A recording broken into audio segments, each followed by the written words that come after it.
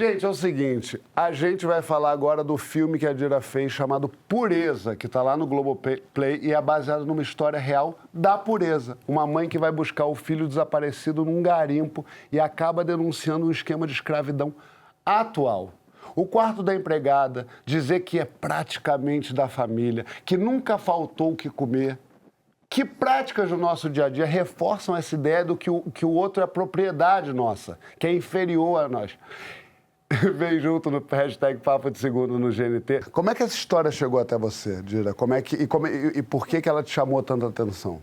Bom, eu já faço parte de um grupo de direitos humanos há muito tempo, desde 2003. É um movimento Humanos Direitos, fazendo uma trocadilho com direitos humanos. E nós somos formados por intelectuais, artistas, um corpo docente, voluntários, enfim. E o trabalho escravo sempre chamou a atenção muito da minha região, né? Porque eu sou paraense, então o sul do Pará é um celeiro de mazelas sociais, porque teve um crescimento mal elaborado, né? Na virada da década de 70, quando um pouco antes houve uma distribuição ali das terras, principalmente para os sulistas, né? Para ocuparem o sul do Pará e explorarem o sul do Pará. E essas mazelas sociais, elas foram somadas aos garimpos e etc.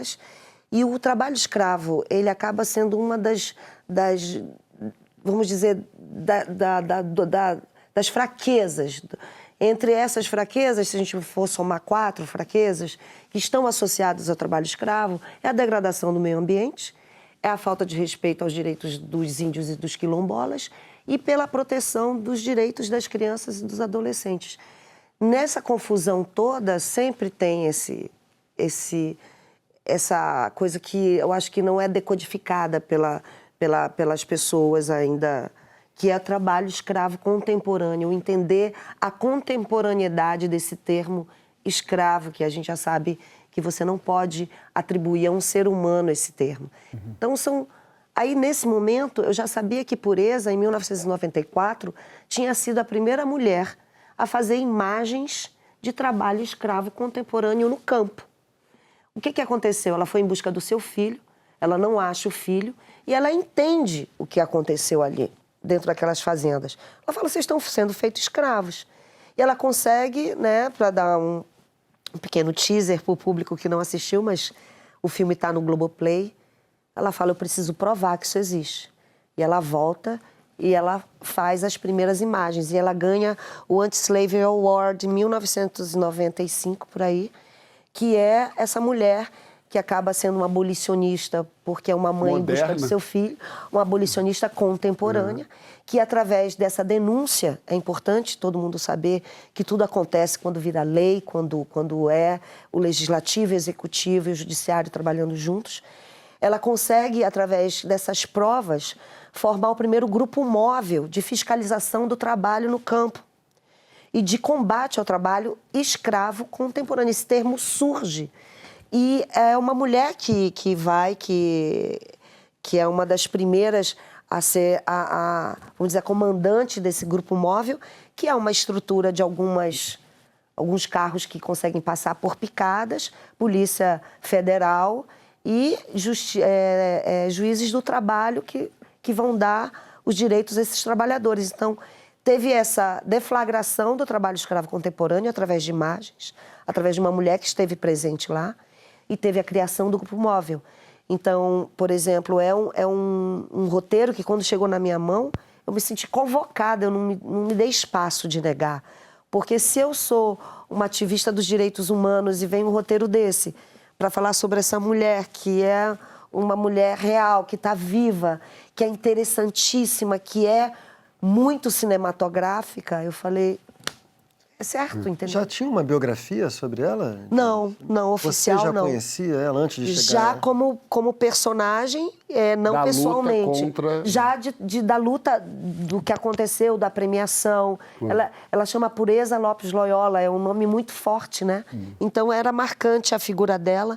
E aí depois, quando o Renato Barbieri, o diretor do filme, me apresentou o projeto, eu falei, filmado no sul do Pará, onde aconteceu a deflagração dessas primeiras fotos da Pureza.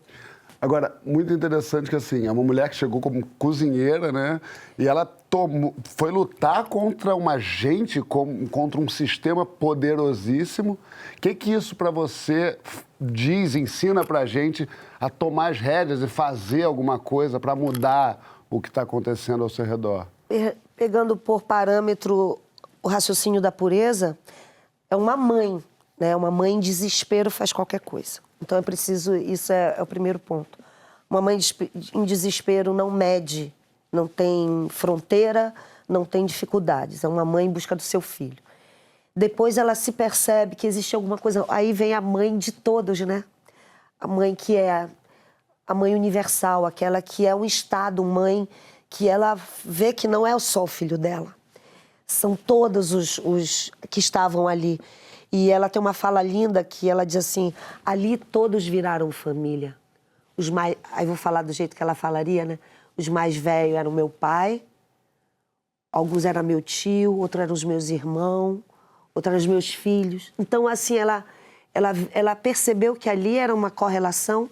Eu gosto muito nela que, mesmo sendo uma mulher, ela consegue manter, talvez por essa figura materna, uma retidão que a afasta do abuso sexual, que seria natural num ambiente desse. E eu acho que o que mostra pra gente? Eu acho que a pureza, o que ela afirma, é a ação. Porque uma coisa é se mobilizar, uma coisa é você se sentir sensível a uma causa. Outra coisa é você agir de alguma forma. E hoje em dia, né, agir é muito mais fácil. Hoje em dia você age muito bem teclando.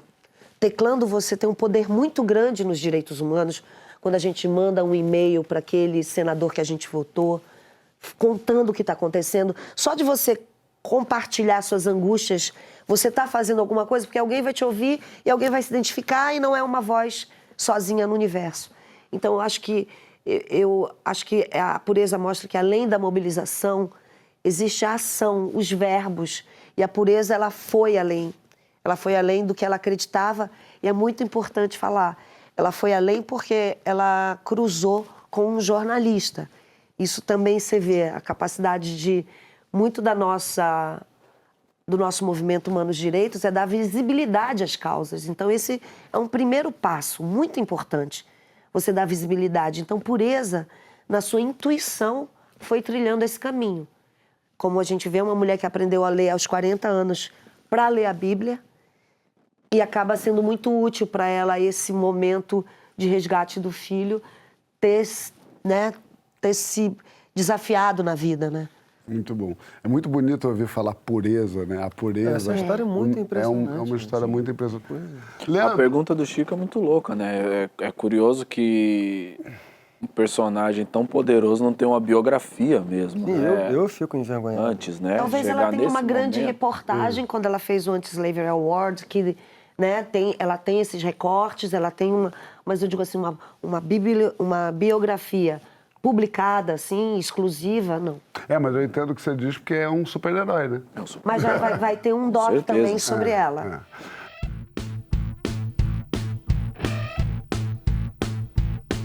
Eu acho que à medida que a gente evolui coletivamente, infelizmente a gente não conseguiu, nesse mais de um século que separa a gente da escravidão oficial no Brasil, se libertar de todas as amarras que fazem com que a gente traga esse passado junto com a gente. É um esforço coletivo. E o esforço coletivo que acho que seria injusto dizer que ele é infrutífero quando a gente encontra essas notícias que chocam a gente a cada vez que a gente esbarra, né? O ano passado, foi esse ano, não me lembro, a gente teve aquele caso daquela senhora em Belo Horizonte, na região metropolitana de Belo Horizonte, era Madalena. Acho que era Madalena, acho que era. O nome dela. Tem a música do Jorge Aragão, que fala sobre o elevador de serviço e o elevador social. A gente não costuma fazer muito esse cálculo, né, mano? Mas a verdade é que a maior parte da história do Brasil enquanto instituição é a história de um país escravista. A gente está nisso que sobra da história. E se hoje a gente pode se orgulhar de ter personagens como a Pureza, é porque também há uma movimentação bonita da sociedade civil que afirma que, mano, eu não quero ser parte de um país escravista, saca? Mas, infelizmente, essas coisas que você mencionou, acho que o quartinho de empregado é um traço de algo que muitos de nós consideram como superado, mas que, infelizmente, às vezes a realidade bate na nossa porta e mostra que isso é muito menos superado do que a gente quer acreditar, sabe? E acho que isso acaba sempre acendendo uma luz amarela de atenção para que a gente consiga se esforçar e deixar o passado cada vez mais no passado, saca? Elô, você falou desse negócio do quartinho de empregada, eu fui ver casa quando eu fui mudar, e eu reparava muito no tom quase sádico que tinha. Quanto maior a casa, menor o quarto de empregados. Sem janela. Sem janela. Mas assim, parecia que se esforçavam para piorar. É um lugar que às vezes não dava para esticar a perna, ou uma janela que dava para um lugar que não era arejado. Cabia uma cama. Se tanto. A minha mãe, ela foi empregada doméstica durante anos.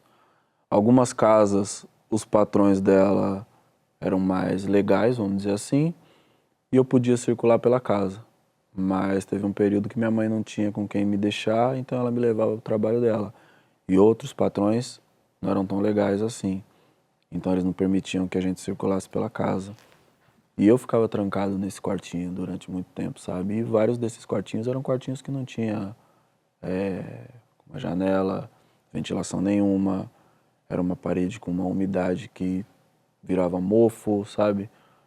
Minha mãe não podia comer na mesma mesa que as pessoas, usar os mesmos talheres, os mesmos pratos. A gente tinha que a comida deles, se alimentar no intervalo do momento que essas pessoas se alimentavam, e não podia ser a mesma comida, saca? Tudo isso é resquício desse período tenebroso. Desumanização das pessoas. Fabinho? Só para aproveitar e pegar essa deixa do Emicida, tem um livro muito legal, fui correndo aqui buscar, chama Solitária, da Eliana Alves Cruz. É um livro, é o máximo, inclusive Solitária é do quarto de empregada, essa é a ideia do Solitária. E fala muito sobre esse lugar do patrão que fala que considera a família e que acha que está fazendo um favor e que deixa a empregada comer aquela comida e tal. Essa é uma dica boa para quem quiser ler um pouquinho sobre... É uma ficção, né? Mas é muito interessante, muito forte, muito triste, mas muito bom, muito bem escrito. Já fica você com a palavra aí, Fábio. Você que vem classe média alta, né? Viveu uma vida privilegiada, provavelmente tinha uma figura dessas, né? Uma assistente do lar, uma pessoa que trabalhava cozinhando, arrumando. Como é que era a sua relação nessa época com essas pessoas e como é que você foi evoluindo da maneira de olhar para elas? Antes de entrar nisso, eu quero só primeiro dizer que é sempre um prazer ver a Dira em cena. É impressionante. Que maravilha que é ver a Dira Paz no cinema. É de uma potência, de uma força aquilo ali, aquele filme, aquela personagem, que é até curioso, porque chama Pureza. Eu fui até pesquisar, que eu falei assim, esse nome é muito forçado, não pode chamar Pureza a pessoa dessa. Aí eu falei, meu Deus, essa pessoa existe, é por isso que chama Pureza, assim. Mas é um prazer, o filme é horrível, né, porque é uma história dificílima, mas por isso mesmo muito forte, muito, muito bem feito, assim, eu adorei o filme. E também nesse lugar de como... Às vezes a gente tem a sensação de que não adianta fazer, não adianta ir atrás, não adianta lutar. É uma pessoa que resolve lutar, que muda todo um país, que muda uma legislação. É claro que o ideal não é isso, eu não estou aqui dizendo sejam heroínas, o ideal é que todo mundo se mobilizasse. Mas é só para a gente não perder também a esperança, porque muita gente acha que está tudo errado, é assim mesmo, não vai dar em nada. É isso que eles querem que a gente pense. É isso que a corja quer que a gente pense, que não vai dar em nada, que não adianta fazer. E é uma pessoa dessa com a Pureza que luta contra tudo e todos por conta desse desespero de mãe, exatamente, que ela vai lá e consegue desbaratinar um negócio desse, que é uma realidade, e não só, claro, o filme mostra ali o interior do Pará, e a gente está vendo, parece bom, parece não, é o Brasil profundo, mas é porque o Brasil profundo é muito mais raso do que a gente imagina, ele está muito mais aqui do lado do que a gente imagina. E é tudo isso para entrar no assunto que é exatamente isso. Eu, desde pequeno, me lembro da figura da babá e da empregada. Eu sempre chamei de empregada. Sempre fui, lá em casa eu trabalhei empregada. É uma coisa tão antiga e tão forte isso, que tinha familiar meu que chamava as criadas, então, criadas, que é uma coisa, tudo bem, eu sei que é velho, antigo, mas é uma coisa muito assim, assustador de pensar isso hoje, né? Mas sempre foi falado assim, as empregadas, então eu sempre tive empregada, que é esse termo que é meio forte falar hoje em dia, né? E o que eu me lembro que é mais forte, quer dizer, assim, elas sempre vinham do Nordeste, e jovens, e vinham lá em casa para aprenderem a serem empregadas. Então tinha uma coisa assim de não saber o que estava acontecendo. Nunca tinha ido para a cidade grande, chegava lá e nunca tinha visto a geladeira, o micro-ondas, e havia uma certa indiferença da família. Isso que é muito interessante. Claro que a gente está falando aqui de, sei lá, 92, há muito tempo e tal, mas havia um certo olhar carinhoso, mas meio tadinha delas, essa gente pobrinha que vem de lá. E o que acontecia com a história da minha família, na minha vida, era essas empregadas, então, ficavam lá, e aí conheciam alguém, se casavam, iam-se embora com o marido, e vinha a irmã dela, e assumia essa função e tal. Eu tenho um carinho muito grande porque eu era criança, então eu não tinha nenhuma percepção de nada. Eu só me lembro que era muito divertido passar as minhas noites no quarto com a Solange, com a Alessandra, porque a gente eu tinha, sei lá, 8 anos, 9, e eu gostava porque elas eram minhas amigas e companheiras. Eu ensinei elas a ler e escrever, elas batiam comigo, porque eu queria que elas lessem para me ensinar a jogar banco imobiliário. Isso é coisa maluca de criança. Eu ajudava elas a lavar a louça para elas terminarem logo e irem brincar comigo. Tinha uma coisa meio torta assim na cabeça da criança, mas muito bonitinho. E aí, enfim, aí eu cresci, eu sempre tive empregadas, e aí eu vim para o Rio de Janeiro e tive aqui uma empregada, e aí eu comecei a olhar para um outro viés, que é o olhar que eu sempre tive, que elas são empregadas, domésticas, elas são essas pessoas como se elas fossem isso, como se isso as definisse. Isso ficou muito na minha cabeça a vida toda, trazendo dessa minha infância, dessa minha adolescência, que eu sempre tive. E, de repente, aqui no Rio, e aí tendo contato com outras pessoas, e conversando, e abrindo a minha cabeça, conhecendo a Glauce, que trabalha aqui em casa até hoje, eu comecei a olhar por um lugar que peraí, mas quem são essas pessoas? O que elas são? O que elas precisam? O que elas têm? E aí eu fiz uma coisa que eu nunca tinha feito adulto, que eu fazia criança. Isso me envergonha muito, mas ao mesmo tempo eu acho importante falar, que é conversar com as pessoas que trabalham na sua casa, mas não é conversar, oi, tudo bem? É conversar assim, o que você precisa, o que está acontecendo, o que está acontecendo na sua casa, onde você mora, porque não é possível que uma pessoa trabalhe na sua casa e esteja vivendo uma miséria absoluta. Não é possível que uma pessoa dessa esteja limpando a sua casa e os filhos dela não estejam indo para a escola, não estejam comendo direito. E aí eu comecei a abrir o meu olhar para todas essas pessoas que trabalharam na minha casa, nas minhas casas, e comecei a entrar em contato com elas, para saber como é que elas estão hoje, onde é que elas estão, do que elas precisam.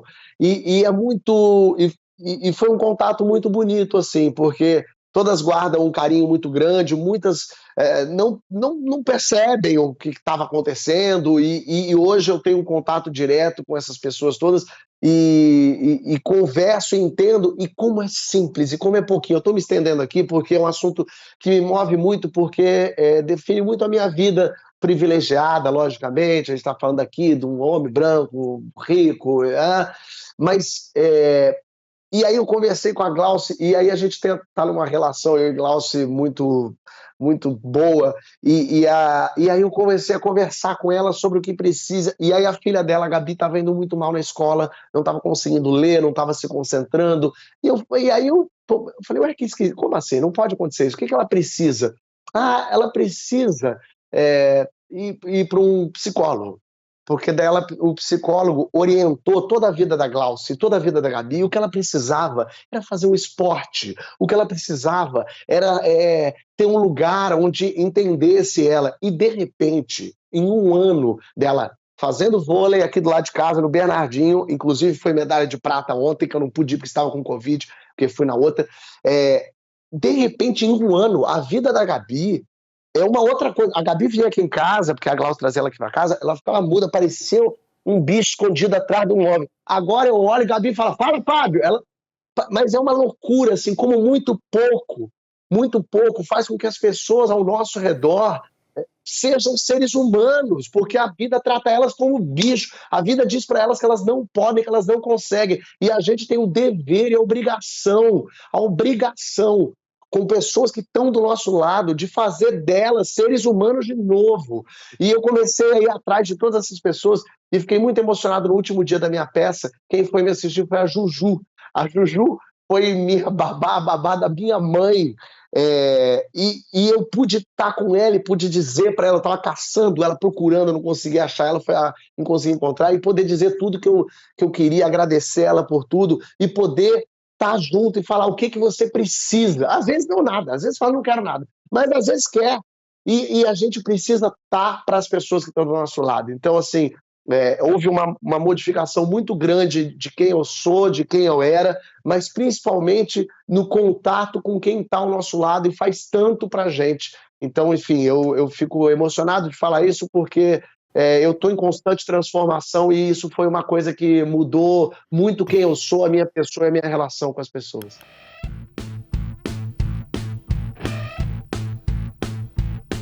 Liz Cardoso, que coordena o combate ao trabalho escravo no Ministério Público do Trabalho, diz que a única diferença da escravidão contemporânea é que agora a lei não permite. Concorda com essa afirmação ou acha que não é bem por aí?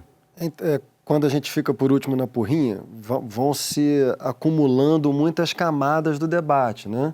Então, a Dira falou coisa, o MC depois falou, o Fábio falou. E é interessante ficar nessa posição final, assim, porque o debate vai abrindo. E esse debate, especificamente, é um debate muito complexo, porque ele diz respeito à história da formação do Brasil. Nessa breve conversa que a gente teve aqui, o que está em jogo é como é que o Brasil se formou nesses 5 séculos, né? E o que a gente vai percebendo, por exemplo, é que entre a condição plena da escravidão, na sua forma colonial, imperial ou na sua forma contemporânea, tá? E o que seria a condição plena do trabalho moderno, protegido por uma legislação de uma social-democracia, por exemplo, né? Com uma carga de horário mais reduzida, um salário decente, direito à moradia, etc. e tal. Entre uma coisa e outra há muitas camadas, né? Então, a história que a Emicida contou, por exemplo, a coisa do quarto de empregada, na fala do Fábio aparece uma dimensão afetiva que é muito importante nessa história do trabalho doméstico no Brasil. Olha só, quando você estuda o Brasil do século XIX, enquanto outros países do mundo estavam se modernizando, tinham passado por revoluções burguesas, o Brasil era muito atrasado. Então, você lê, por exemplo, Machado de Assis ou Manuel Antônio de Almeida, ficcionistas que estavam pensando a sociedade brasileira, retratando a sociedade brasileira naquele momento, você vê que a sociedade brasileira ela tinha poucos grupos sociais. Assim, era basicamente você tinha os grupos sociais ligados à vida da corte, né? Então, quem tinha muito poder, que gerava ali em torno da corte. Você tinha grandes latifundiários, até o final do século XIX, detentores de escravos, né? Depois não mais detentores de escravos, mas continuaram sendo uma elite latifundiária. Você tinha escravos antes do final do século XIX, né? E você tinha um grande contingente da população que era uma população flutuante, mas que não tinha ainda assim, uma diversificação econômica, uma burguesia emergente para as pessoas terem emprego. Então, o que é, por exemplo, o grande romance do Manuel Antônio de Almeida, o Memórias de um Sargento de Milícias, né? É essa sociedade flutuante que, como não tinha emprego, muitas vezes acabou produzindo essa figura social de longa riqueza na tradição crítica do pensamento brasileiro, que é a figura do agregado. Isso, o Machado de Assis, assim, é um tratado da figura do agregado. O que é a figura do agregado? É a figura que não tem como, não teve educação, não teve acesso à escolaridade, não tem profissão liberal para ser incorporada ao mercado de trabalho. Então ela é assimilada por uma família poderosa e vive ali de favor. Favor é outro conceito importantíssimo na história do Brasil. Então você tem tanto o agregado, que pode ser a empregada doméstica, que é tratada como alguém da família, né? Isso é uma coisa que a gente viu tanto, né, gente? Até a minha infância isso tinha demais, assim. Eu acho que isso foi acabando muito recentemente, viu? E acabou, acho que tem bastante ainda. Eu acho que diminuiu muito, essa assim. coisa de trazer uma menina nova, não sei da onde. Pois é, certamente ainda existe muito. Um passo fundamental foi a PEC das domésticas, assim, né? Mas então a abertura da minha fala é para dizer que essa situação é uma situação muito complexa, que ela não tem só dois polos, escravidão ou trabalho moderno, né? Voltando à declaração, à frase da Liz Cardoso, eu tenho a impressão de que essa frase pertence a um contexto. A frase dela é que não há diferença, que a única diferença entre a única diferença da escravidão contemporânea é que agora a lei não permite. Então, eu não conheço a origem dessa frase. Eu tenho a impressão de que essa frase está num contexto em que eu concordaria com todo o resto que ela falou. E começaria por dizer da minha admiração por o trabalho de alguém que lidera um grupo de combate ao trabalho escravo no Ministério Público. Então, todas as minhas homenagens. Dito isso, não considero a frase pertinente, porque eu acho que ela tende a anular a história da legislação trabalhista no Brasil. Assim, dita assim, né, faz parecer que toda a história da legislação trabalhista no Brasil ela é meramente nominal. O que é nominal? Nominal é, em bom português, uma lei que não pega, né? E isso a gente sabe que é uma realidade no Brasil. Assim, existem constituições nominais e constituições reais, né? Não adianta você fazer avanços de marcos constitucionais se a sociedade não realiza isso efetivamente. Eu não considero que seja verdade no Brasil. Assim, a gente viu o filme, cenas do filme da Dira, a gente viu o depoimento do Emicida, a gente vive com isso. Então a gente sabe que existe trabalho análogo à escravidão no Brasil, é uma coisa gravíssima. A gente sabe que as condições do trabalho doméstico no Brasil ainda são muito humilhantes, que tem muita gente que não cumpre com a legislação, né? Lembrando que a PEC das domésticas, gente, a PEC das domésticas tem o quê? 10, 11, 12 anos. Foi no governo Dilma. Foi uma PEC que estendeu os direitos trabalhistas de outras categorias para empregado doméstico. Não tinha. É uma coisa louca. E a reação raivosa... E a reação foi um troço. É um espetáculo grotesco à parte. Pessoas dizendo que as empregadas iam se prejudicar com isso. Que as empregadas, exatamente. O que, aliás, Fábio, é bom você lembrar isso, porque esse é um tipo de terrorismo de uma certa elite econômica do Brasil que acontece em várias dimensões da experiência brasileira. Toda vez que você tenta fazer algum avanço, alguma experiência da dimensão brasileira, um avanço democratizante, tem algum grupo social de poder que vai dizer que aquilo vai prejudicar os mais pobres. Isso vale para a reforma tributária, isso vale para um monte de coisa. A própria abolição da escravidão.